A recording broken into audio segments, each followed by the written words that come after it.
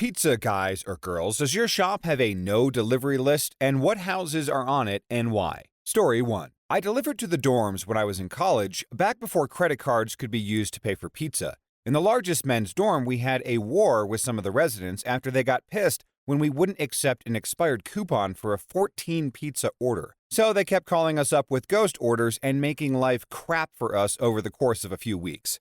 So we stopped delivering to anyone in that dorm. As we were the cheapest pizza in town, that did not go over well with them. The RAs got every single student in that dorm together and told them to knock it off or get kicked out. So we tried to deliver again and the same crap happened. So we banned that dorm forever. It was cool by me because those idiots would place 5 to 20 pizza orders and then only tip $2. Story 2. I used to deliver sandwiches for a shop, and we had to blacklist this one lady who would call up last minute and demand 50 to 100 sandwiches for her meetings, and she wanted them delivered in 15 minutes. We explained things to her over and over again that this is not how it worked, but she still demanded her order. So when it showed up 45 minutes later than expected, she became a monster, causing a scene, not tipping, sending in complaints to the district manager, etc. This happened so many times, and finally one day, she called in an order for 200 sandwiches, wanted it all in 15 minutes. I delivered it myself, and she took the sandwiches from me for her meeting. I sat there and waited for her to sign the receipt, and waited, and waited. Turns out she took the sandwiches into her meeting and booked it out of there, not signing the receipt. She then called her bank to cancel the charge on her card and then called us in for fraud. She had the nerve to call up her district manager and said that we owed this to her since all of her orders were late. Yeah, she was blacklisted after that, and my district manager finally apologized for not believing me on this story. Honestly surprised that the blacklisting didn't come sooner than it actually did. Now, I know that she was at least a decent paying customer until the last incident, but why would you let your delivery people be treated so poorly for so long? Now, if this woman acted this entitled and upset when she actually got her sandwiches, imagine how she would be if she called and just got flat out rejected and was told to order her sandwiches elsewhere. Mind blown, I'm sure. Story 3. I delivered pizza in New Jersey, and I went on the porch to see a snarling Rottweiler behind the door. Not a big deal because that happens a lot, and I'm a stranger, the dog is just being a dog. The lady pushes him back, we do the pizza transaction. As I'm turning to go, the lady said, "Oh my God, he's out." The back door was open and the dog was charging around the house, about to come out on the porch. I quickly opened the door to run inside, but the lady screamed, "No, the really bad one is inside." And I see a bigger Roddy just inside the hall. So I stick myself between the screen door and the real door, and I'm trapped in an angry dog sandwich. The outside dog bites my calf because I can only close the door screen so much. Not much damage, but now I'm bleeding. The manager goes to talk with the lady. It was like 1/8 of a mile from the store, or that lazy guy wouldn't have bothered. And Roddies are penned up out back. As soon as the lady starts talking to him, another small mutt dog zips out of the door and bites him on the hand. He made the call on no more pizza for them. Story 4. We had a guy and 2 girls order separately and then grab the pizzas and run. The girls had picked up the food and left while the guys were paying. And after 30 seconds, the guy bolted. It was a $100 order. My manager, who is a frequent gym goer, leapt the counter and gave chase.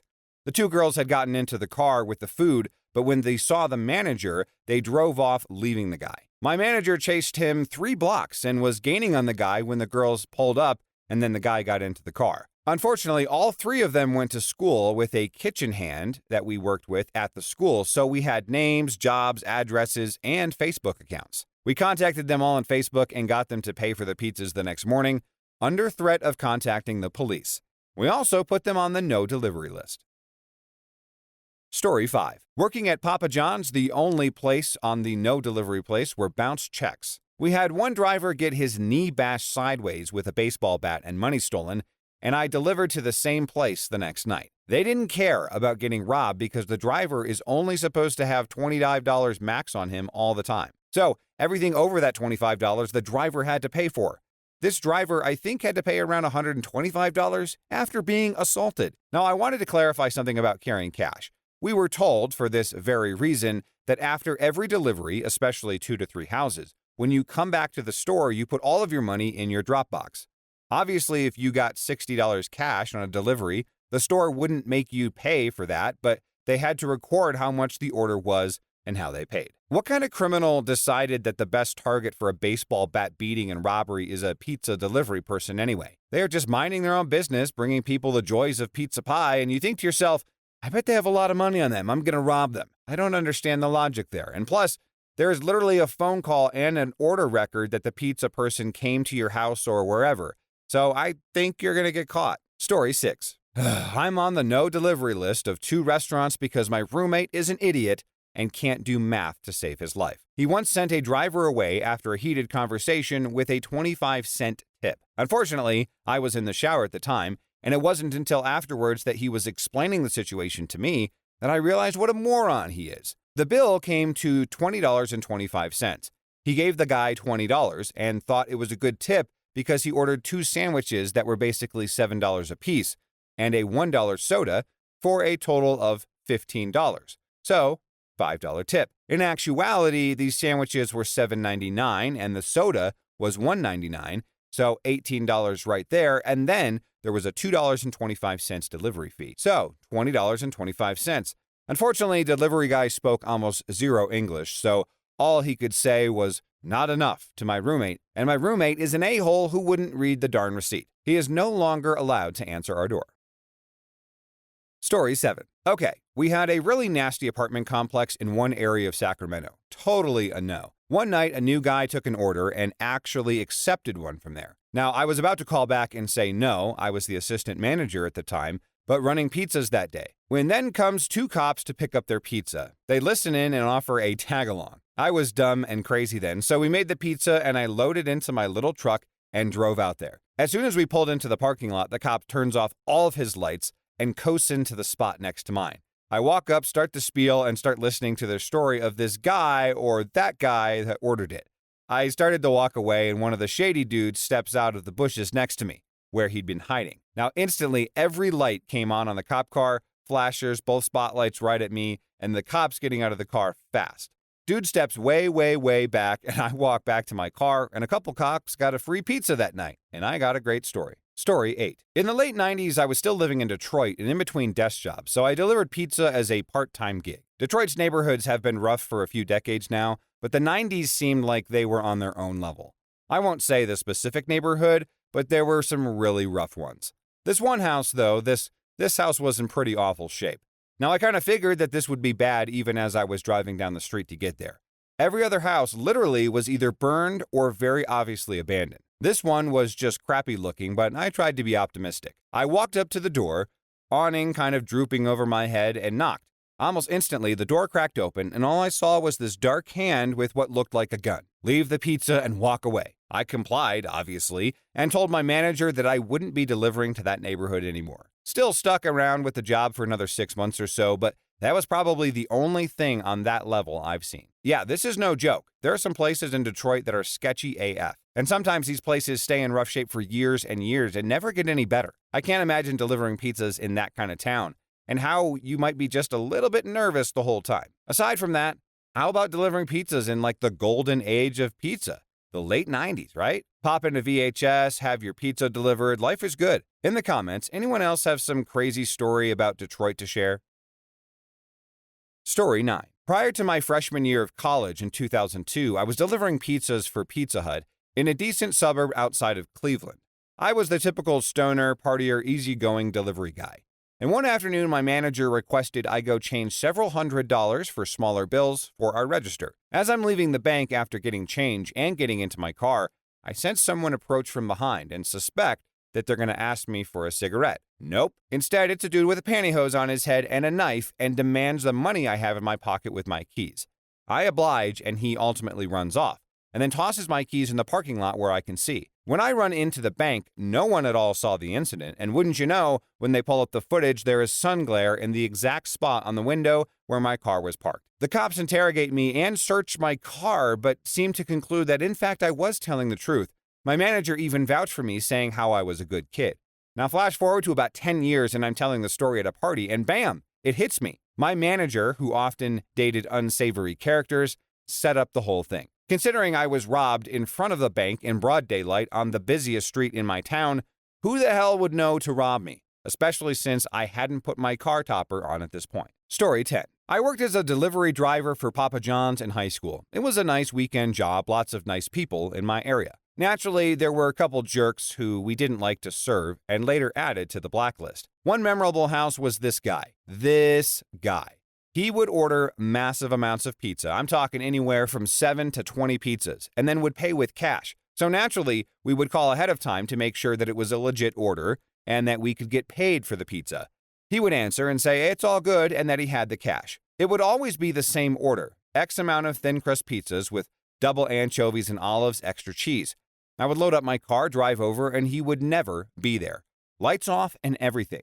Needless to say, we were all pissed. And this went on 3 times before we decided to add him to the blacklist. Then we would get the same order to other houses. We would get sketched out and then not deliver to those houses. And then over time, and after many anchovy and olive orders were made, we added like 6 or 7 houses to the blacklist. Not the craziest story, but it's the only pizza blacklist story I have. Story 11. Well, my brother and I, 18 and 17, are the 2 delivery boys for a Chinese place near my house. One day, 2 months ago, I was working and a delivery was called in from one of our regulars. A huge house, good tipper, young, cool guy. Needless to say, I was ready for a nice $8 tip. And I show up at the guy's door and this middle-aged man answers. I assume it's his dad. I look down to the bag to give him his total, and as I do, the fat guy grabs my arm and tried to pull me into his house. Now, I'm not a big kid to begin with, so I just dropped the bag and pop him right in the face. He loosened his grip a little, so I just wiggled my arm free and noped out of there. The scariest part is that the house is a huge mansion, like 1,000 feet off the street it's on. I think I would have been in there for more than a few poundings if I didn't slip out of that one. A few court appearances later, and he got charges for assault and harassment. I wonder why he actually did this. Like, was there really ill intent, or were they just aggressively inviting you in to have some of their Chinese food with them? I hope that kid was okay afterward and didn't have to hang up the job out of fear or something else happening like that. Maybe from that point on, the 2 brothers could pair up to watch each other's backs. Or, there might be a better job out there altogether. Story 12. A coworker and friend of mine got a delivery one night. Now, before we left, our manager pulled him to the office, gave him a pair of latex gloves, and instructed him to use them to put the money in an envelope. Now, he was confused but didn't ask many questions. He says that when he got to the house, there was actually caution tape around the yard and a sign that said something like warning infestation. He is somewhat of a germaphobe to begin with, so at this point he really does not want to go up to the door. But he has to deliver this pizza. The woman who answers the door is grotesque and is covered in red splotches and potentially bites of some kind. He quickly hands her the pizza, carefully takes her money with the gloves on, and stuffs it in the envelope. Sprints back to his car. He threw a fit when he got back to the store, and the manager felt so bad that she put the house on the blacklist. He said that he rubbed and cleaned his hands until they were red afterwards. Thinks it was bed bugs or scabies or something, but we'll never know. Story 13. There were a couple of low-income transient places that were banned. Too many delivery guys got mugged there. Small local pizza place in a mostly resort town. Someone new took an order from one of those places and I delivered, not knowing this was a bad area as I had never been there. The guy handed me a large bill, and when I reached to my back pocket, he said, "Just go ahead and give me all the money." So I pulled a pistol instead, had a lower back holster, because my idea was to let someone think I was getting my wallet, and I stepped back, and before I could even get the gun up, he yelled, "Ah, crap," and slammed the door. I ran like a bat out of hell. Back at the pizza joint, the owner chews out the new person for not checking the list. I still remember this as the biggest tip I ever got. Story 14. I used to deliver pizza in the Santa Ynez Valley, California. For those of you who don't know, that's where Michael Jackson's Neverland Ranch is located. This was years before he passed away. But one day we got an order for 20 pizzas from an address out on Figueroa Mountain Road. Now that's pretty far out in the boonies, but it was a good order, so we were clearly going to deliver them. The note we got with the delivery was to check in at the guardhouse, and they would let us through the front gates. Curious. There was only one guardhouse I knew of on that road. It was my turn for delivery, and I was pretty excited. That should be a pretty good tip. So I took the pizzas to Michael Jackson's ranch. The guards let me through the front gate. I drove up about a mile to the second gate, which happened to be the iconic Neverland Ranch Golden Gates with the naked cherubs on it. The gate opened automatically, and I drove for another quarter mile or so and then got to a huge set of parking lots. I took the pizzas to a woman with a headset, and then she told me to take them to the main house, where Michael lived. I drove up to the house, rang the doorbell, and Michael Jackson answered the door, naked. Okay, that last part didn't happen. But it turns out Michael was having a huge celebrity party for someone, and the pizzas were for the crew setting up the party. They were all very thankful and tipped me $100. It was pretty awesome. How surreal would it be to live in the house previously owned by Michael Jackson? Now, I'm not familiar with the whole story, but what the heck does someone do with a property like that after someone passes away? Not like it's a normal listing that like a family of 5 is looking to expand their square footage into. I would also feel a little weird, too, knowing that if the pizzas were actually going to be delivered for a bunch of kids, if you know what I mean. Story 15. I'm sure I'm too late for this to be really seen, but here's my positive story. I delivered for a while in college, and there were these two we don't deliver there neighborhoods. The manager actually allowed it to be driver's choice, but pretty much everybody said no. I actually had a friend who grew up in one of those neighborhoods, and I knew it wasn't just drug dealing, murdering psychopaths running rampant, so I said yes, and I delivered to these neighborhoods. One time I was delivering to an apartment that was part of a triplex or quadplex, and some kid outside, probably like 5 or 6, stuck his finger out at me and said, "This is a robbery, give me your money." I just chuckled and kept walking.